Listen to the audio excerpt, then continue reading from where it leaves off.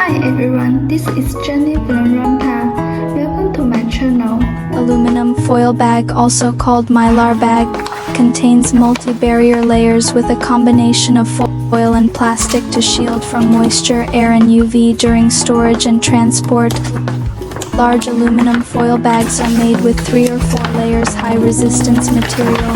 Normally it will have 1 layer of aluminum foil or metalized film in the middle of it to keep the products reaching out of sunshine or direct light. This will keep products with longer shelf and have higher barrier properties. Our custom large aluminum foil bags are mainly used for product packaging, storage of food, medicines, cosmetics, frozen foods, etc.